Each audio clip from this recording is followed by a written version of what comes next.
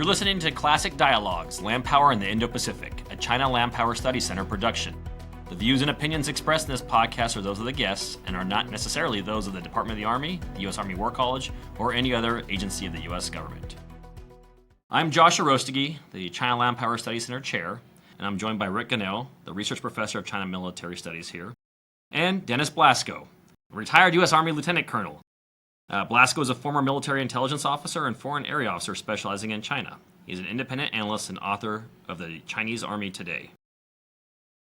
I'm pretty excited about this one because the last several podcasts I've been involved in have included discussions with authors of articles that we've posted or senior leadership within the Army.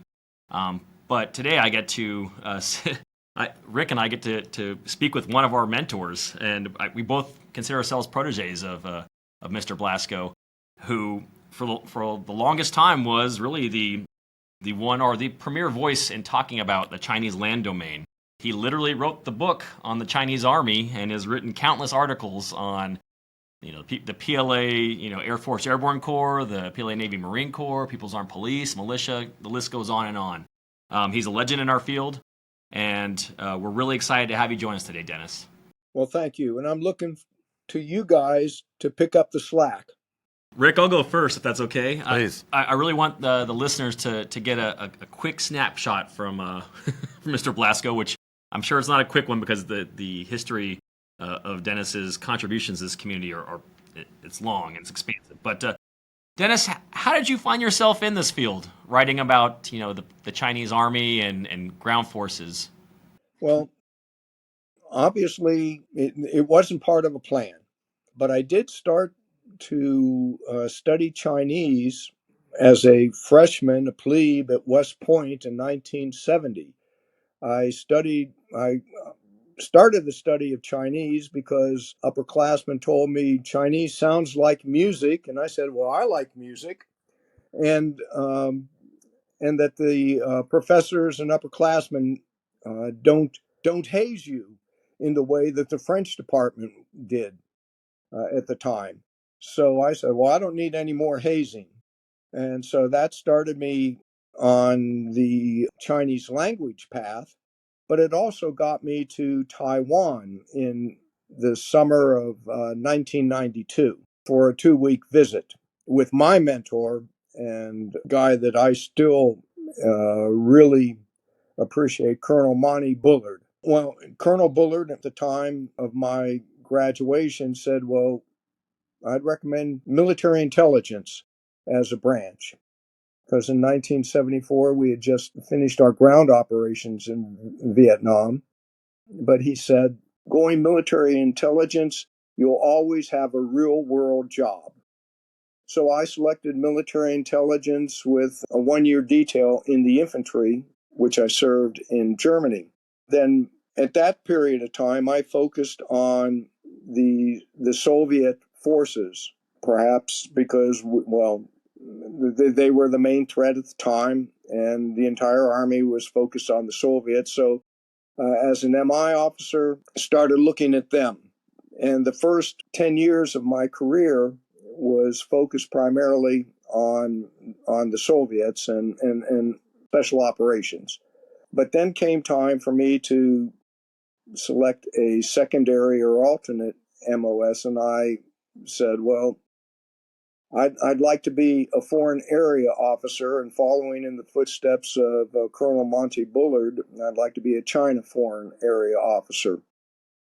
So I ended up at the Naval Postgraduate School and then went to DLI, 83, 84, and then spent a year and a half in Hong Kong studying at the British Ministry of Defense Chinese Language Institute, where I had the opportunity in 1985 and 86 to travel around China.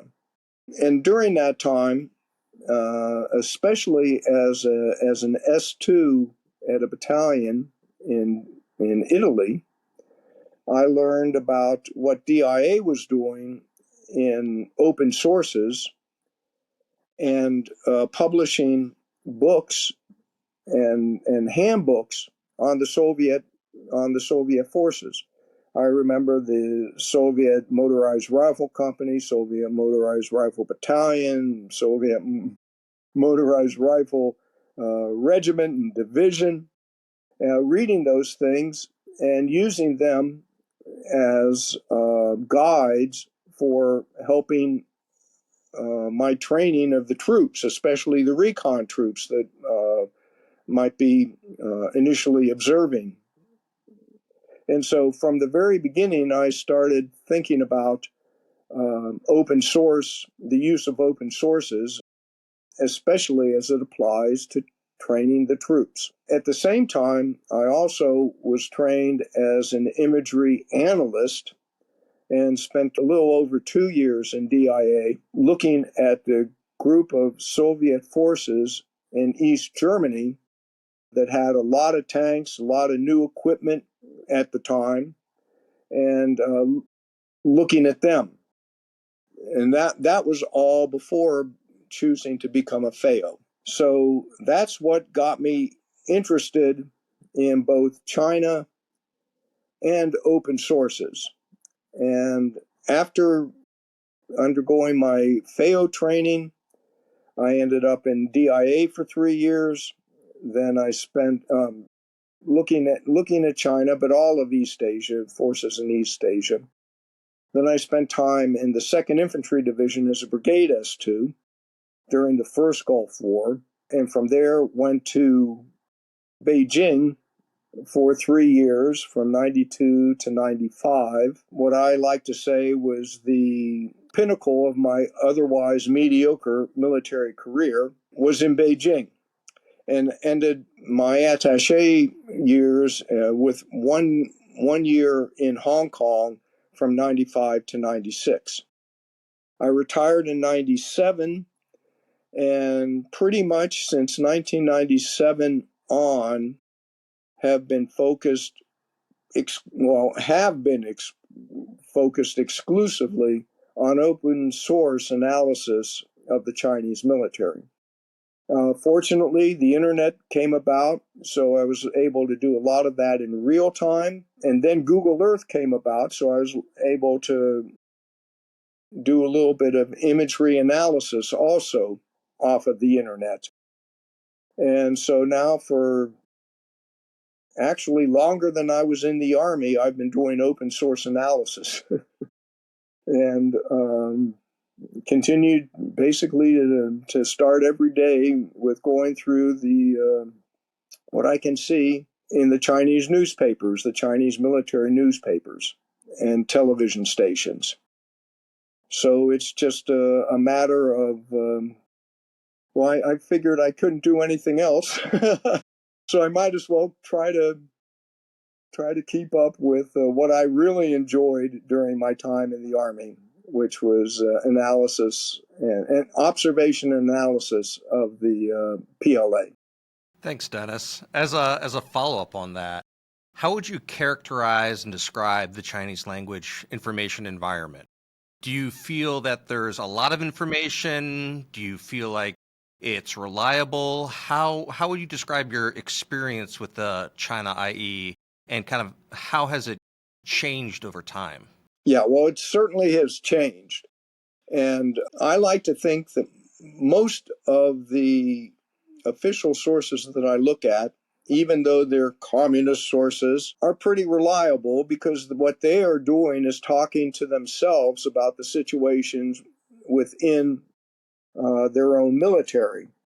If I want to find propaganda, I can find propaganda, but I try to focus on what they are talking to themselves about, the status of their forces, and how they are basically trying to explain to each other how one unit is successful compared to another, identifying the problems in all of the units that are going on, but they're trying to teach each other through their media as to how to become a professional force. Now, what I've seen over the years is, unfortunately, the Chinese have been reading our analysis, not only mine, but many other folks. And I think they have been keyed to some of the things that we're looking for. And so within the past 2 years, I've seen the Chinese cut back on the level of detail that they include in their official news articles. And this comes at the same time that the United States government made the decision to restrict the open source reporting only to limited amounts of people in the government. So it's become, in the past couple years, very much more difficult to access useful information about the PLA than it had been, say, 10, 15 years ago. Part of the problem always has been there is mountains of words, tens of thousands of words, but sometimes you're only looking for a couple dozen of those words. Keys that you can use to unlock some of the tasty nuggets within the mountains of fluff that is written. But in the past few years, the number of tasty nuggets have been reduced from the Chinese perspective, for purposes of their own operational security. So it's much more difficult now, using the sources that I'm familiar with, to figure out what's going on a real-time basis. Oftentimes you can figure out what happened 2 or 3 years ago, but it's harder to keep up with the daily events as they go on through the open sources.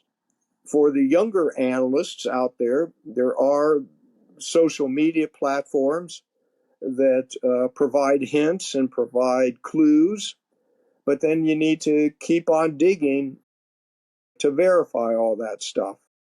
I don't do that as much as some of the younger guys do.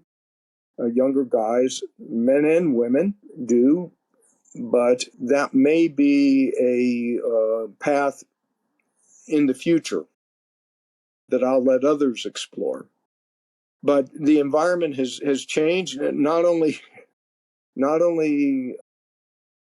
like I say, through the media, which has become more restricted, but obviously now we just don't have as much contact officially with the PLA as we did during my time 30 years ago in Beijing. And at that time, they were willing to talk to us, I think, a lot more than they're willing to talk now. So it's a much different environment, much more difficult environment.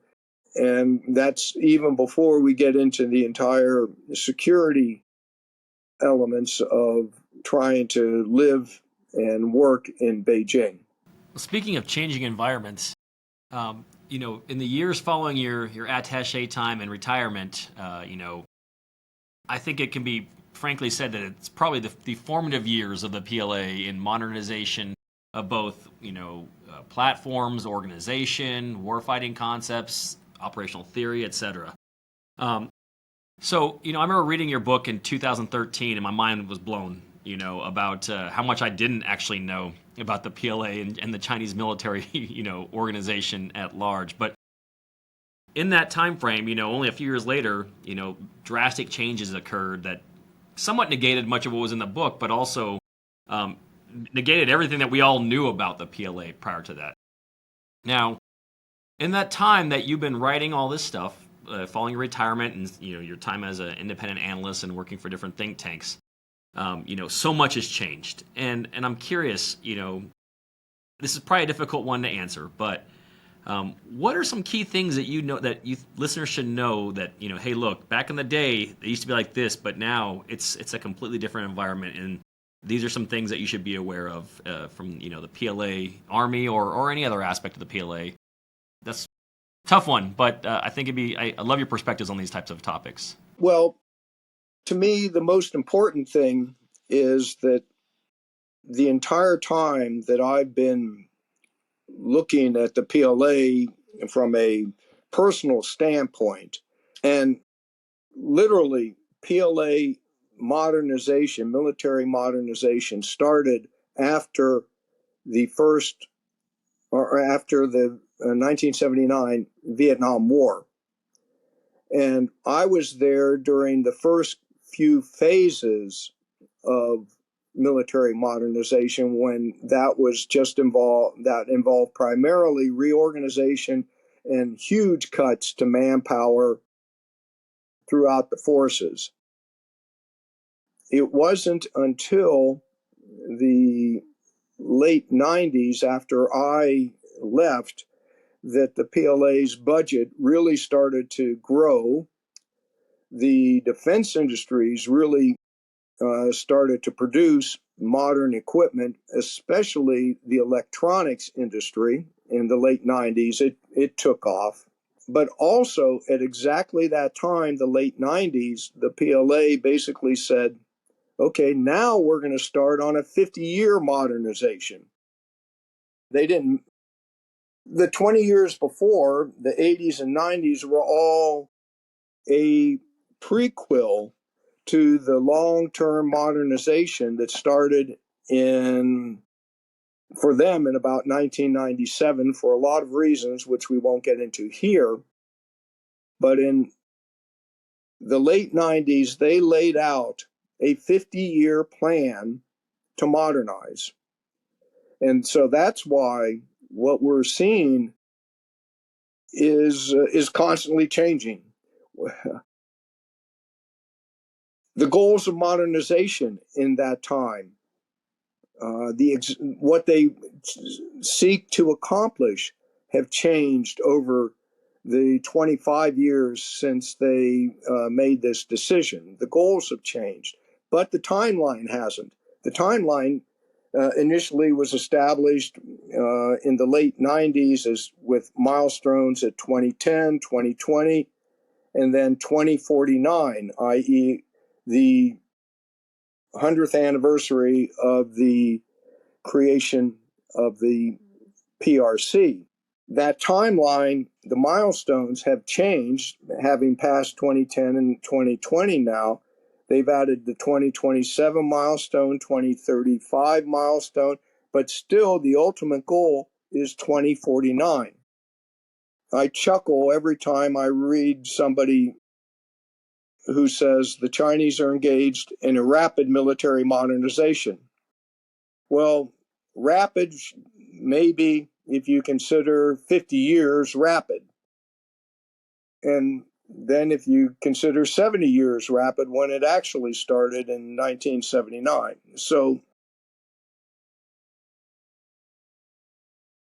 yes, they're doing a lot of things that they have never done before, and things are happening appear to be happening very quickly, especially in the equipment, on the equipment side of the equation. But what the Chinese themselves understand, especially the Chinese leadership from Xi Jinping on down, is that the much more difficult part of the equation is the personnel, the training, the education, and the interaction among staffs and organization as is necessary to actually employ all this new equipment in modern operations, modern advanced multi-domain, advanced combined arms and joint operations.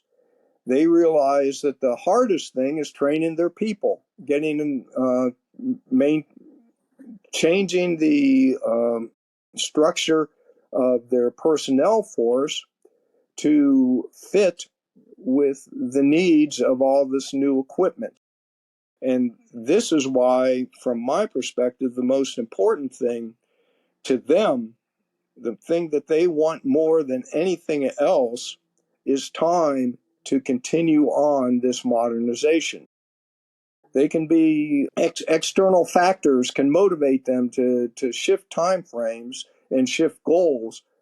But I believe if they were given their choice, they would prefer to stick to the program, the 50-year program that they have. I'm not going to try to predict what's going to happen after 2049, but I think they would really prefer to continue down the next 25 years, which is what it is, on the path of modernization at the speed that they have been thinking about for these last multiple decades.